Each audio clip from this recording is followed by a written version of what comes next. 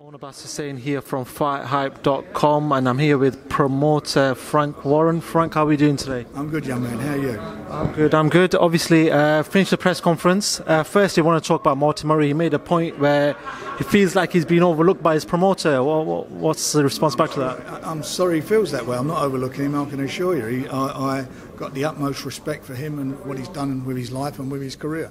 It's a tough fight for Bill. But as I said to him at the press conference, make your statement in the ring on the night. That's what you need to do. When the bell rings, the best man's going to come out as the winner, and if you feel it's you, then you prove the point. Obviously, with Billy Joe's career, he's had a lot of ups and downs. He's been out of the ring sometimes with the injury situation occurred again this year. After this fight, obviously providing that Bill wins, how many more times do you want to see him go out, maybe in the next 12 months? Well, if he wins and comes through a fight, okay, I'd like him to be out in September. And then would we see him maybe later on or maybe early next year? Well, let's get September out of the way. We're not going to look too far down the road. In regards to the whole Canelo situation was discussed there, but you talked about Golovkin's team maybe coming out with a very, let's call it a small offer. What was the situation with that? It wound up being irrelevant because at the end of the day, I don't think they had any intention. I think they've shown what they're doing. On the 5th, they're fighting a guy who's just a marking time knockover for Golovkin, so that they can get the big fight on in September. That's what's happening. And I don't think they wanted Bill, and Bill wouldn't have been available for May anyway because he had his hand injury. I was watching something on from our own channel, FightHype, and Jermall Charlo from America was talking about Billy Joe, and he goes, "Bring your ass to the US." Or I'll come to the UK and kick the shit out of him. That's what he said. That was his words. Would you look at maybe getting a potential fight in the future with Jermall Charlo? Yeah, maybe in the future, but at the moment we're looking at the big fights over here in the UK. That's where we are. We want the big fights here. There's a lot of fights there for him. James Degale, George Groves.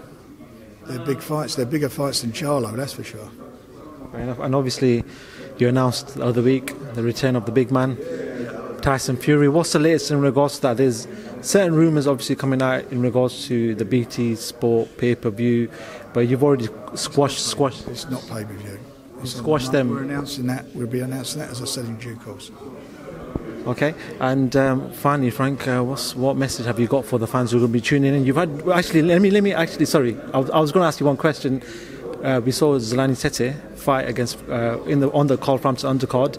Now, there's talks about the World Boxing Super Series, the bantamweight division, and this.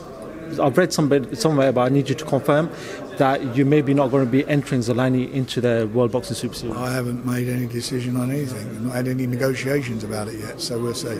Would you entertain that? Depends what the deal is. If the deal's right and Zolani wants it, then we would do it, but it depends. Would that bring the Ryan Burnett fight closer? Yeah, it'd be a hard way to make it, though, wouldn't it? Where you much rather just make the fight. That's the easiest way to make it. Maybe we might have to go down that road. We'll see.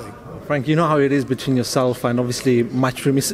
It's not always very easy to make fights, especially with the whole BT Sports, Sky Sports.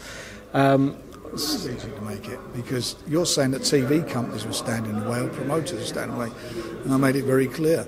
I'll pay Tete to go to Belfast and fight on a Matchroom show on Sky, so there's nothing in the way of it. Fair enough, Frank. That's all I want to get out of you. You've got a busy sort of second year coming up. What's the message to the fight fans that you want to give out to them? Keep watching BT and keep watching Box Nation. There's some great fights on there. You know we've got some good fights and some good nights lined up, and stay with us. It's all getting better and better. Frank, thank you very much for talking to FightHype.com. I appreciate that. Thank you.